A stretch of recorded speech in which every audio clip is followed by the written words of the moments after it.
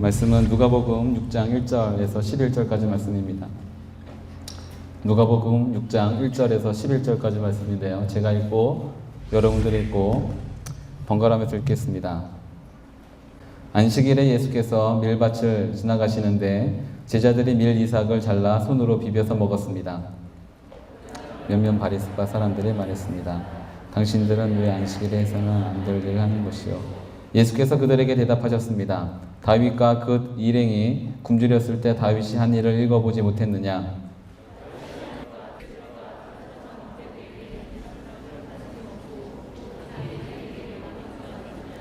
그러고 나서 예수께서 바리새파 사람들에게 말씀하셨습니다. 인자는 안식일의 주인이다.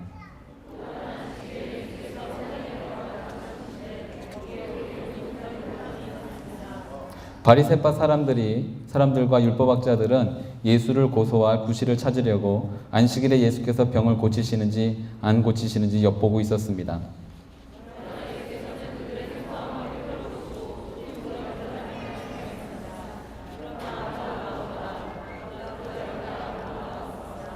그리고 예수께서 그들에게 말씀하셨습니다. 내가 너희에게 묻겠다. 안식일에 선한 일을 하는 것과 악한 일을 하는 것 중 어느 것이 옳으냐? 사람을 살리는 것과 죽이는 것 중 어느 것이 옳으냐?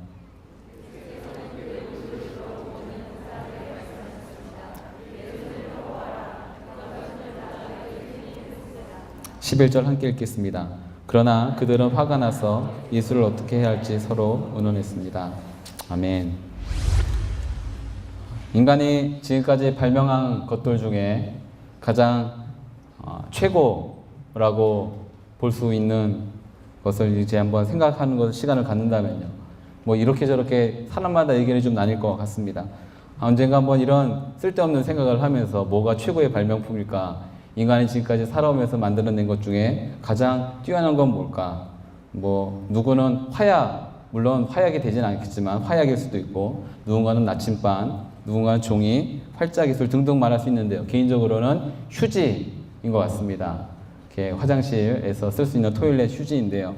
이 삶의 질을 높인 가장 결정적인, 그리고 뭔가 전형적인 요소들을 조금 이렇게 할 수 있었던, 마무리할 수 있었던 최고의 발명품이 아닐까 싶고요.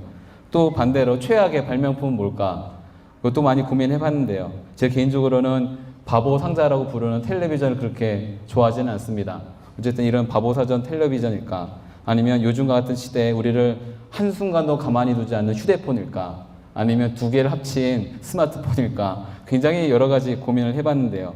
아마도 제가 생각하는 가장 최악의 발명품은 전구인 것 같습니다. 빛을 내는 거죠. 그러다 보니 사람들은 자야 될 때, 쉬어야 될 때 쉬지 않고 일해야 할 수 있는 무언가를 계속해서 만들어내는 것 같습니다. 물론 전구의 발명은 사람들로 하여금 많은 활동을 할 수 있는 어떤 기회와 어떤 계기들을 제공하긴 했지요. 그런데 이런 엄청난 발전이 결국에 우리들 가운데는 삶의 질을 향상시켰는가? 그거는 조금 미지수인 것 같습니다.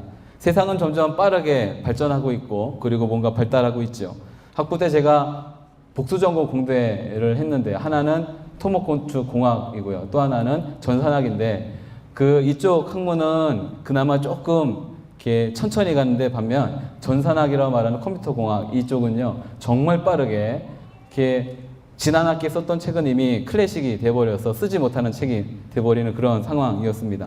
그러다 보니 오늘에 내가 갖고 있었던 귀중한 정보는 내일에 필요 없는 쓸데없는 정보로 바뀌는 시대를 살고 있고요.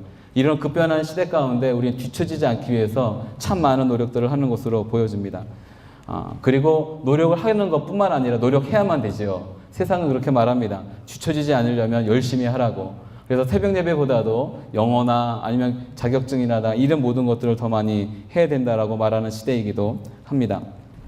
이런 마음들 가운데 마음이 분주해지는 것 같습니다. 무언가 더 해야만 될 것 같고, 더 채워야만 될 것 같고, 더 해야만 된다는 어떤 생각들이 있지만, 그러나 우리는 완벽하게 이 가고 있는 보폭을 따라가지는 못하는 것으로 보여집니다. 마치 옛 속담처럼 뱁새가 황새 따라가지 못하고 가랑지가 찢어진다고 따라가다가 쫓아만 다니는 인생으로 마무리되는 것이 우리들의 요즘 시대, 특별히 현대의 삶으로 보이는 것도 같이 보이는데요. 이런 것의 어떤 시작이 뭐였을까? 저는 개인적으로는 뭐 복합적이 있겠지만 결과적으로는 뭔가 쉬어야 될 때, 쉬어야 되는 타이밍에 쉬지 못하게 만드는 이런 어떤 전구이지요. 조명입니다. 할렐루야. 하나님께서 해를 이렇게 꺼트리시면 저희는 자야 되는 존재였는데요. 이젠 자지 않게 만드는 어떤 인간적인 노력들이 많이 있게 됐지요. 그만큼 인간은 쉼을 뺏겨버렸습니다. 뭔가 쉬어야 되는 타이밍을 좀 더 뺏기고 있고요. 쉴 수 있는 시간 여유마저도 빼앗겨 버렸지요. 결국 인간이 쉬어야 될 때 쉬지 못하고 뭔가 계속해서 해야만 된다는 부담감과 강박감으로 살아가야 된다는 사실이죠. 뭔가 인간에게 혜택을 주고 뭔가 이익을 준다고 말하는 기술조차도 배우지 않으면 안 되는, 그것이 나와는 상관없는 것으로 흘러가지 않으려면 그것을 봐야만 되고, 그래서 제가 이제 공대 출신이다 보니까 그 공대 학문들이 재미없잖아요. 할렐루야. 재미 좀 없고 딱딱하고 뭐 공식 있고 이런데, 근데 이 공식들보다 더 힘들었던 것이 공학용 계산기 사용법을 익히는 게 훨씬 더 힘들었습니다. 처음 샀는데요, 매뉴얼이 이렇게 두껍더라고요. 그래서 좀 공부하다가 결국에는 뭐 5,000원짜리 이렇게 더하기 빼기만 하는, 곱하기 나누기만 하는 그런 계산기 정도로 전락시켜버리는 일들이 있었는데, 뭔가 삶을 윤택하게 만들어준다는 것을 쫓아가려다 보니까 더 무언가 해야만 하고, 결국에는 삶의 진적인 문제만 놓고 본다면 아마도 지금 인류 역사상 가장 피곤한 상태에 계시는 것이 우리들 상태인 것 같습니다. 사랑 여러분 가운데 옆에 있는 분들하고 이렇게 축복했으면 좋겠습니다. 지치지 맙시다. 그리고 이렇게 말해주면 좋겠습니다. 어차피 못 따라갑니다. 예, 어차피 못 따라갑니다. 예. 그 기술을 만드는 사람은 그것을 능수능란하게 할 수 있는가? 그것도 퀘스천 마크입니다. 어쨌든 따라가고자 더 무언가 좋은 것, 더 무언가 나은 것, 더 높은 곳을 말하지만 끊임없이 다다를 수 없는, 어쩌면 현대판 바벨탑을 쌓고 있는 것이 우리들의 모습인 것 같기도 합니다. 지금 당장 무언가 열심히 하면 된다라고 말은 하지만, 그러나 우리 손에 잡히는 것은 어쩌면 끝까지 없을 수도 있지요. 이런 상황 가운데 분명한 한 가지는 우리는 여전히 피곤한 상태로 일상을 시작하고 있다는 것이지요. 주일날 뭔가 안식이 있다고 말하지고 쉼이 있다고 말하지만, 그러나 월요일이 되면 뭔가 스스로를 이렇게 세팅하는 것 같아요. 피곤하다. 이게 정말 피곤한지 안 피곤한지는 잘 모르겠지만 일단은 월요일이 되면 피곤하다는 걸로 우리들의 입술의 고백을 시작합니다. 선포이죠. 뭔가 기쁘다, 즐겁다, 활기차다 이런 말을 할 수도 있지만, 그럼에도 불구하고 항상 우리는 비슷하게 시작합니다. 피곤한 일주일이 또 시작됐네. 바뀌지 않는 일주가 또 시작됐네. 변하지 않는 내 삶은 또 이렇게 시작되네. 라는 말들로 뭔가 이런 이야기들이, 고백이, 선포가 있을 수도 있다는 사실입니다. 그러다 보니 충전되지 않는 삶이죠.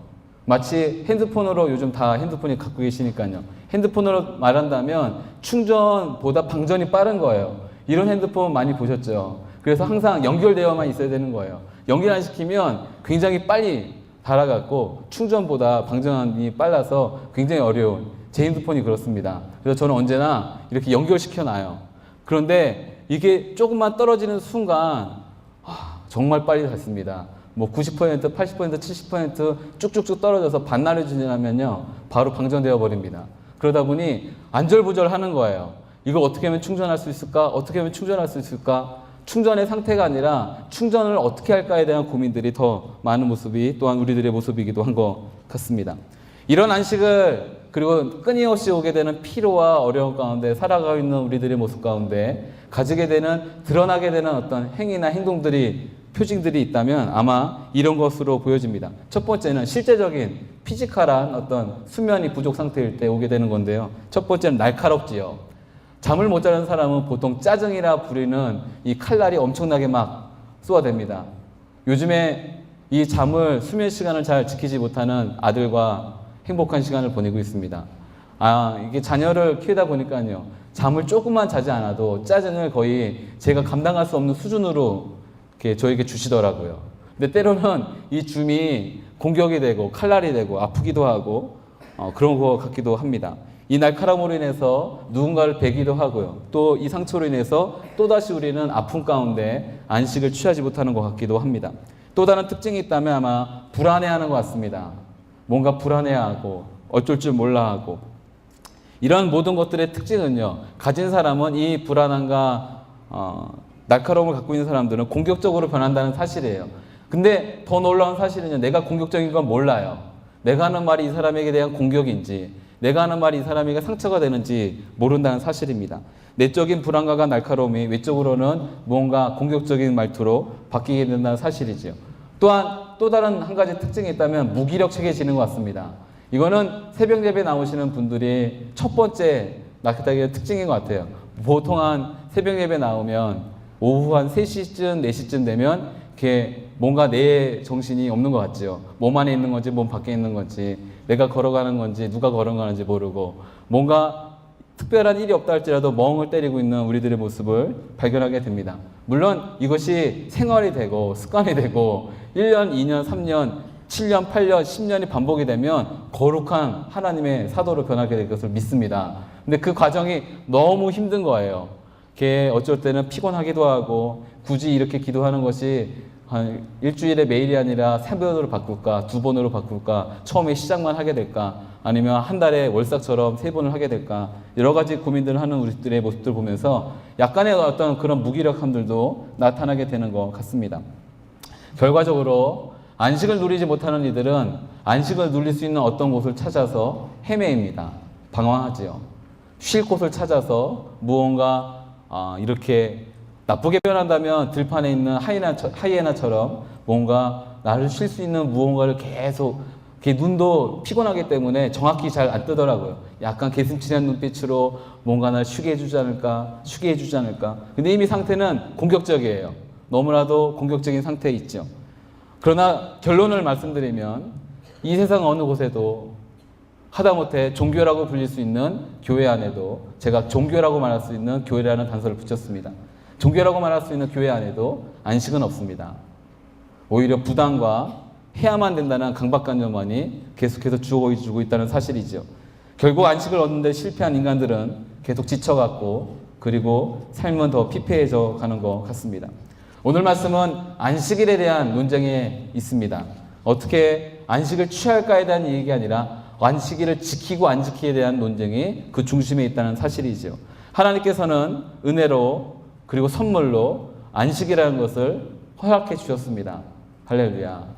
옆에 있는 분들하고 그렇게 몰랐던 분들에게도 이렇게 말해주면 좋겠습니다. 하나님이 당신에게 안식을 허락하셨습니다. 네. 그리고 스스로에게도 말하겠습니다. 하나님이 나에게도 안식을 허락하셨습니다. 아멘. 근데 많은 분들은 안식과 쉼을 동일시합니다.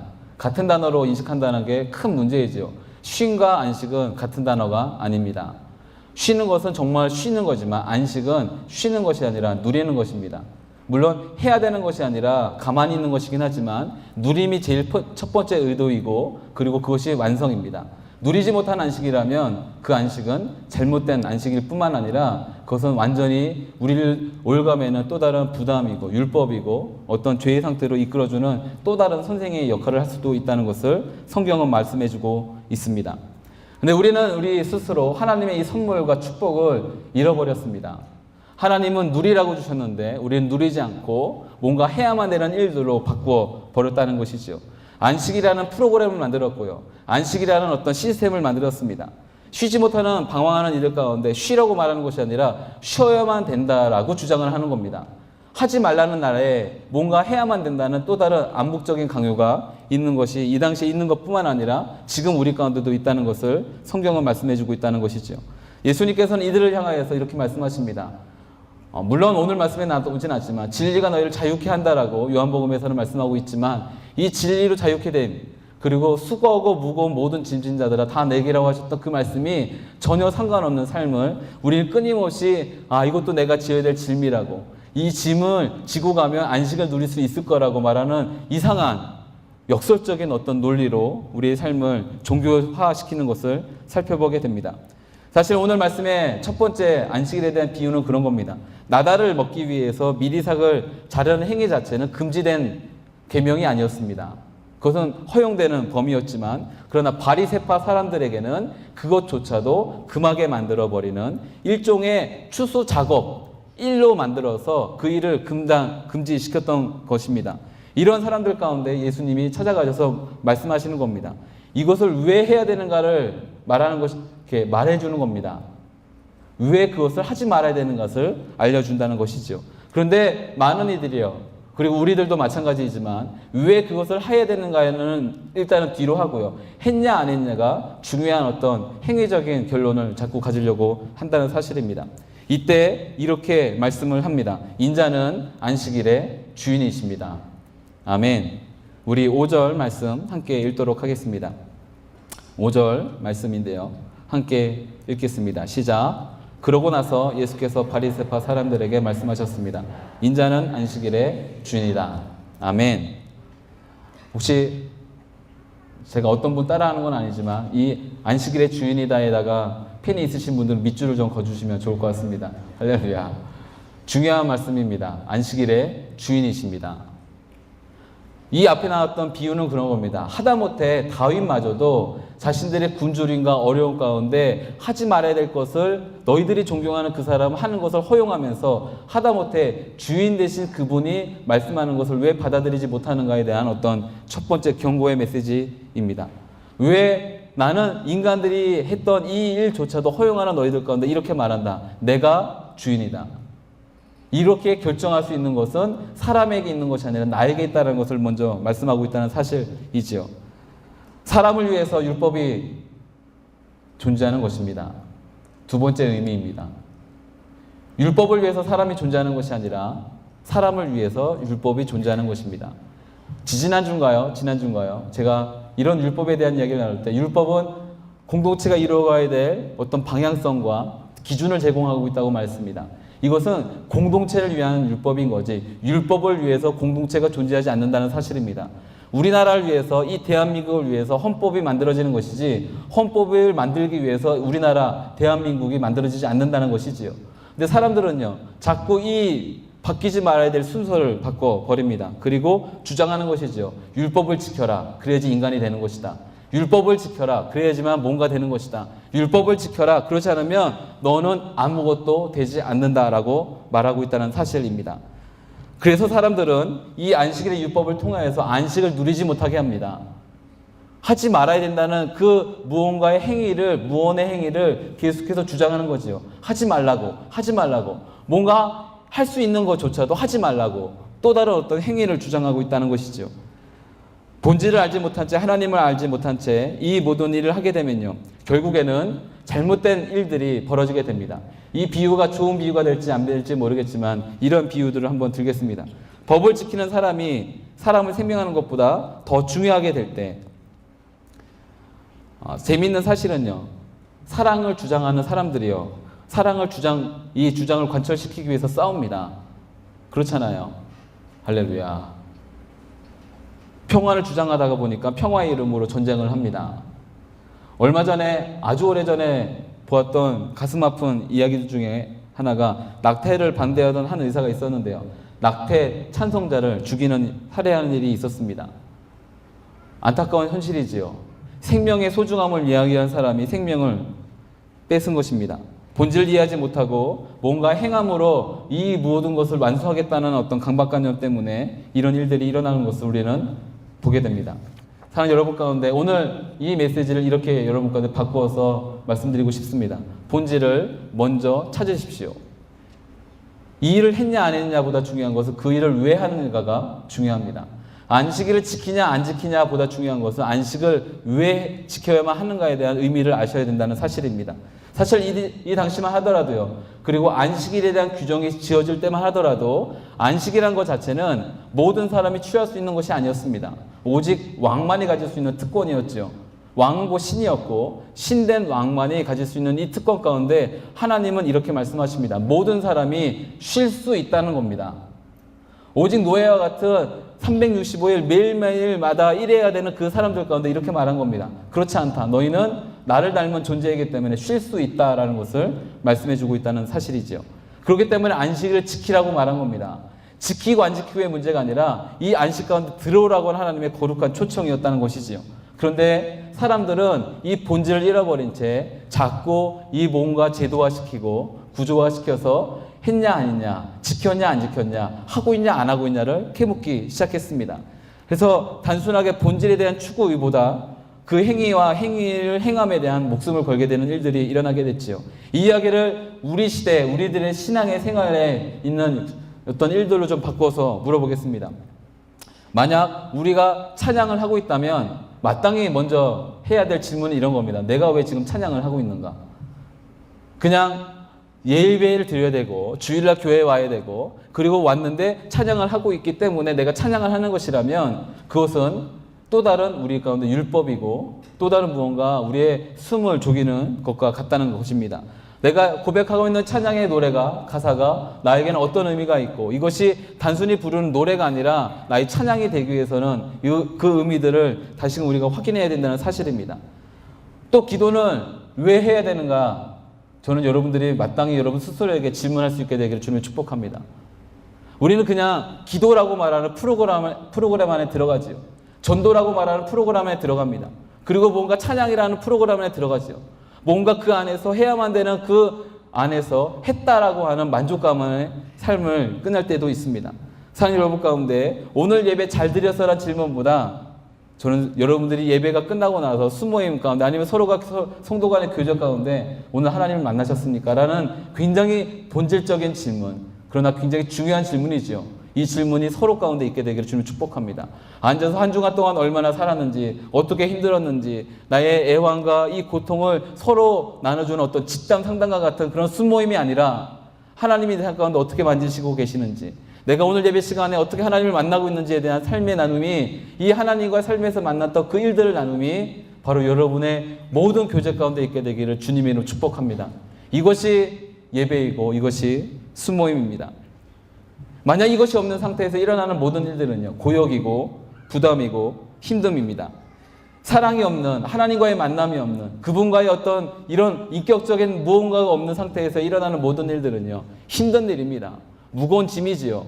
수고하고 무거운 짐진 자들아 라고 했던 이 고백은요, 이 말씀은 다른 이렇게 살아가는 우리들을 향한 메시지가 첫 번째 대상이 아니라 바리새파, 율법학자들, 뭔가 완벽하게 지키고 있던 사람들에게 주어졌던 첫 번째 메시지입니다. 그들이 그렇게 힘들었던 겁니다.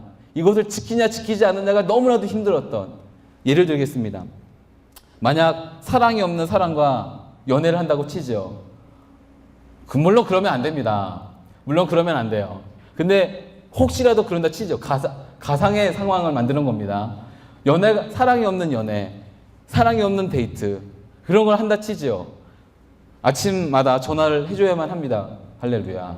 혹시 안 하시는 형제분들이 있다면 회개하는 역사가 있게 되기를 있고요.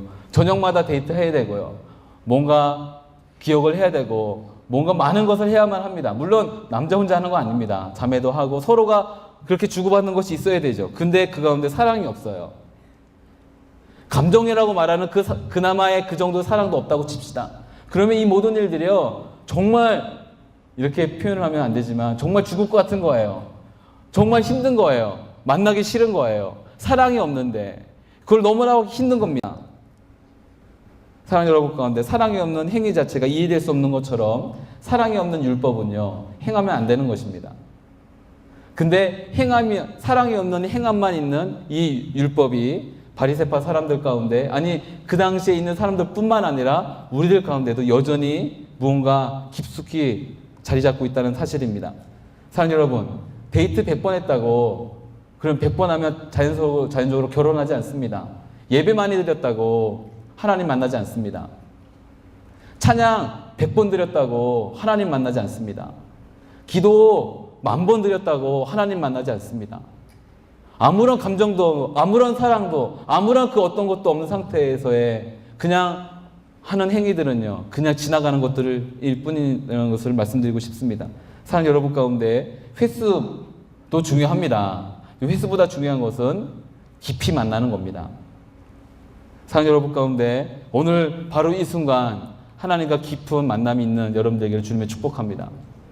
그냥 예배라는 프로그램 안에 시간에 들어와 있는 것뿐만 아니라 바로 이 순간 살아서 역사하시는 하나님을 만날 수 있는 여러분들에게를 주님의 이름으로 축복합니다. 사랑하는 여러분 가운데 혹시 기도하는 것이 힘드십니까? 예배드리는 것이 부담스러우십니까? 지겹지만 꼭 해야 될 의무이고 힘들지만 해야만 되는 일들이기 때문에 혹시 이 자리에 나와 계신 분들 계십니까? 친구의 권유와 너무나도 엄청난 그런 협박성이 아닌 협박에 의해서, 무언의 협박에 의해서 이 자리에 나와 계신 분들이 계십니까? 또 반대로 삶이 무너지고 힘든 것들을 경험하고 계시는 분들이 계십니까? 그 문제가 갑자기 커진 것이 아니라 하나님과의 관계가 너무 멀어진 것입니다. 하나님과의 사랑이 사라진 것입니다. 하나님의 우리를 향한 사랑은 변하지 않으십니다. 로마서 8장에서도 그렇게 말하고 있죠. 하나님의 사랑은 끊어지지 않고 없어지지 않고 사라지지 않습니다. 다만 그분을 향한 우리의 사랑이 점점 작아지고 있고 그리고 멀어지고 있다는 사실입니다. 만약 문제가 너무 크게 느껴진다면 간단합니다. 주님께 돌아가십시오. 문제가 해결되지 않는 것 때문에 고민하는 분들이 계십니까? 그러면 문제가 해결되지 않는 것 때문에 힘든 것이 아니라 하나님과 너무 멀리 떨어지신 것입니다. 하나님께 돌아가십시오. 이것이 회개입니다. 이것이 참회입니다. 뭔가 하나님을 몰랐던 이들이 회개하는 그것은 불가능한 일입니다. 하나님은 아는 이들만이 회개할 수 있습니다. 하나님의 그 성령의 강권적인 인지하심이 있어야지만 회개할 수 있다는 것이죠. 사랑하는 여러분 가운데 어떤 궁극적인 삶의 엄청난 회개뿐만 아니라 날마다 일상 가운데 우리 삶 가운데 있어야 되는 이 모든 회개가 주님께로 돌아감이 바로 여러분 삶 가운데 있게 되기를 주님으로 축복합니다. 분명 신앙은요, 드러나는 행위를 통해서보다 드러나지 않는 본질과 그 의미를 추구하는 데 있어서 힘이 있고 우리 가운데 에너지를 줌을 믿습니다. 두 번째 안식일 논쟁에서 이렇게 설명하는데요. 또 다른 안식일 논쟁인데 이 논쟁에서 조금 더 행위적인 어떤 일들이 강조되고 있고 의도성을 갖고 있는 어떤 예수님을 어떤 시험 가운데 빠뜨리고자 하는 시도가 있었던 것으로 말씀 가운데는 보여집니다. 그래서 이렇게 보고 있죠. 7절 말씀인데요. 6절과 7절, 8절까지 말씀을 우리 함께 읽도록 하겠습니다. 6절부터 8절까지 말씀입니다. 함께 읽겠습니다. 시작.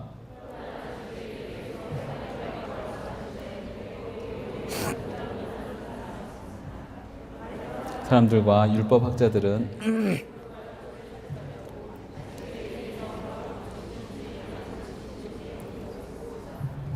그러나 예수께서는 그들의 속마음을 꿰뚫어 보시고 손이 오그라든 사람에게 말씀하셨습니다. 일어나 앞으로 나아노라. 그러자 그가 일어나 앞으로 나왔습니다. 아멘. 아까에 이어서 했냐 안 했냐, 지키느냐 지키지 않느냐에 대한 문제에서 이제 또 다른 안식일의 의미로 좀 더 깊이 들어가야 될 때인 것 같습니다. 안식은 아까도 말씀드렸다시피 지키냐 지키지 않느냐 준수의 문제가 아니라 이걸 하고 있느냐의 문제가 아니라 누리냐에 대한 문제입니다.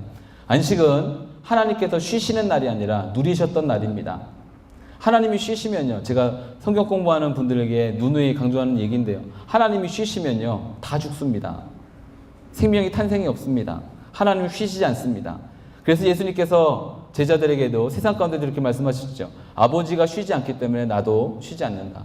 아버지가 지금까지 일하시기 때문에 나도 일한다 라고 말씀을 합니다.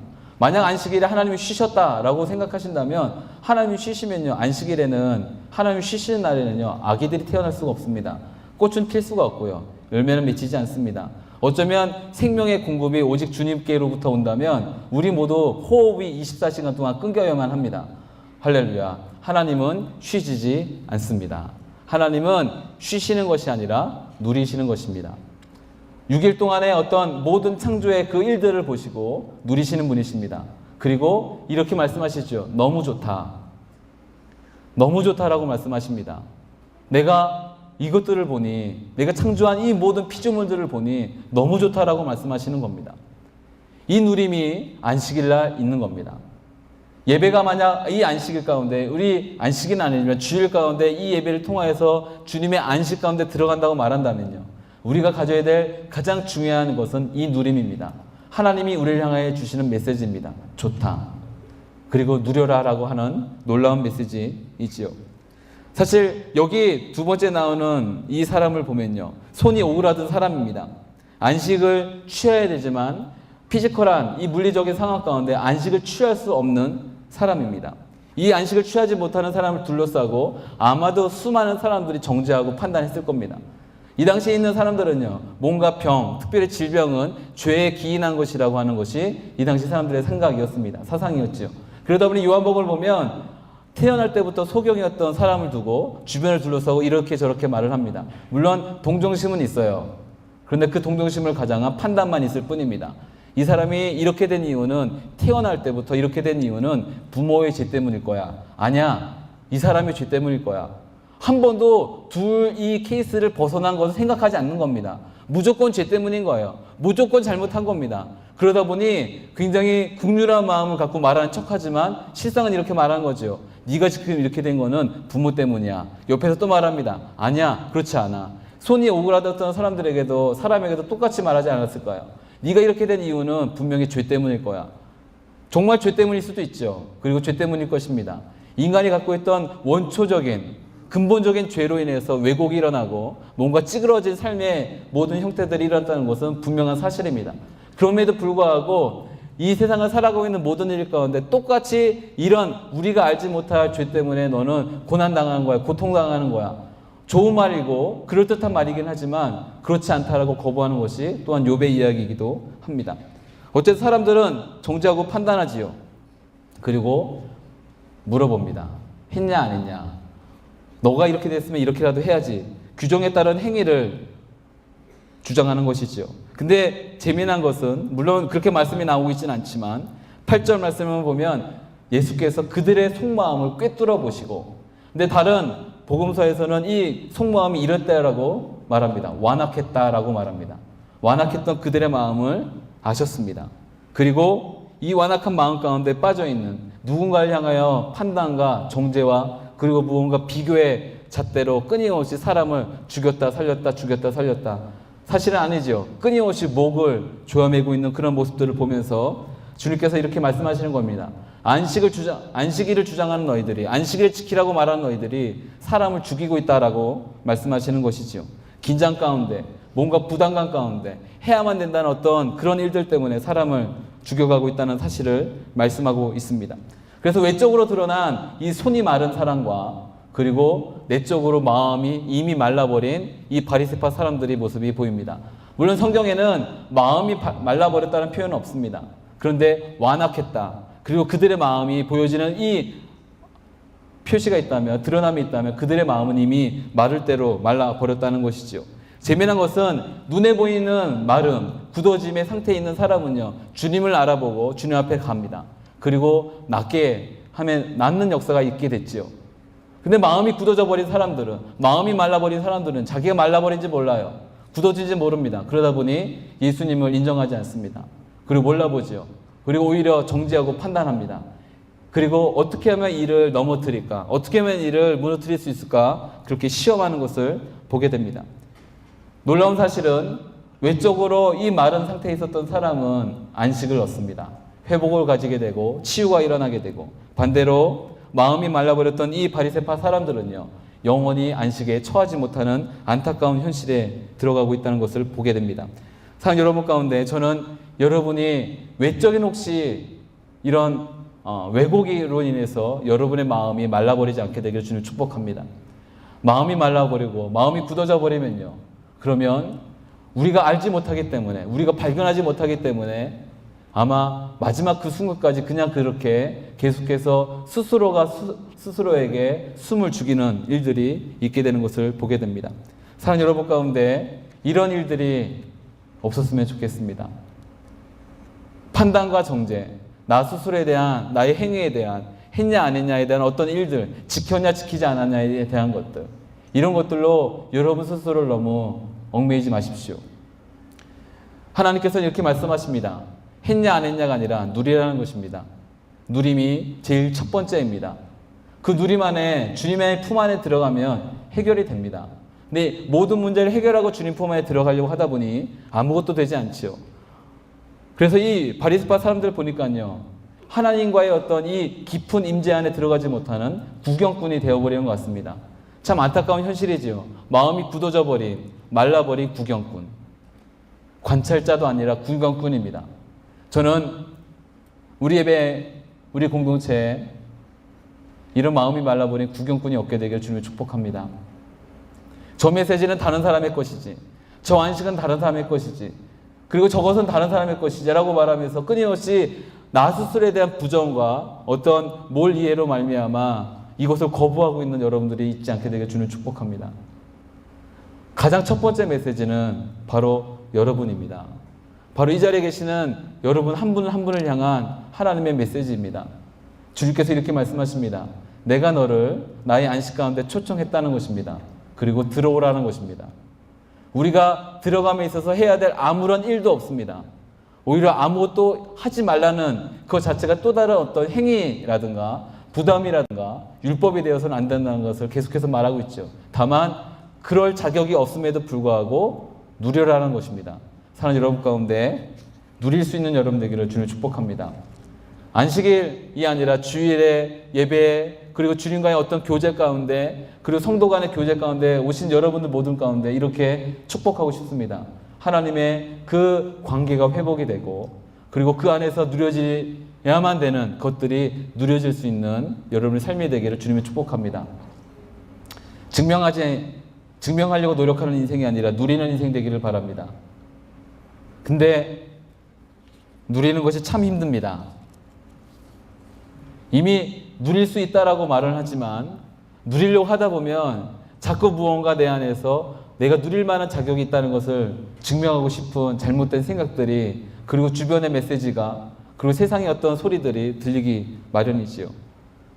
그래서 이 안식과 누림은 다른 사람의 이야기가 되어버리는 것이 우리 각자의 또 다른 아픈 현실이 될 때도 있습니다. 사랑하는 여러분 가운데 여러분의 오그라들었던 여러분의 굳어져 있던 그 손 그리고 여러분의 그 마음을 주님께 보여드리십시오. 그리고 그것마저도 좋다라고 말씀하시는 주님의 음성을 들으십시오. 창피하다고 감춰버리면 그리고 그 스스로에 대해서 판단하고 정죄하시면 이미 안식은 사라진 지 오래입니다. 이것을 낳기 위해서 해야 될 행위들을 만들어내는 것이 아니라 그것조차도 하나님께서 좋다라고 하시는 그 메시지를 먼저 들을 수 있는 여러분들에게 주는 축복합니다. 그래서 안식은요 그냥 가는 겁니다. 할렐루야. 하나님 품으로 그냥 가는 겁니다. 뭔가 뒤를 돌아본다거나 내 모습을 본다거나 이런 것이 아니라 그냥 가시는 겁니다. 그리고 주님 품 안에 발견되어지는 나의 모습을 발견하는 겁니다. 회복이 일어나고 치유가 일어나고 있는 그 모습을 보는 겁니다. 근데 첫 번째 메시지가 회복시키고 좋다라고 하시는 것이 아니라 초청하시면서 좋다라고 하시는 이 하나님의 메시지를 먼저 들을 수 있게 되기를 주님이 축복합니다. 안식일은 인자를 위한 것입니다. 이 인자를 위한 것이란 말이 아주 오랜 세기 동안 의견이 분분했는데요. 또 다른 의미, 또 다른 어떤 의견이 이런 겁니다. 안식일은 사람을 위한 것이다. 안식 가운데 처하지 못했던 이들을 안식으로 초청하시는 하나님의 프로포즈이다라는 사실입니다. 사랑하는 여러분 가운데 이 안식 안에 그냥 가는 여러분들에게 주님 축복합니다. 그리고 이 안식 안에서 이미 회복이 일어나는 여러분의 자신을 발견할 수 있게 되기를 주님 이름으로 축복합니다. 함께 기도하겠습니다.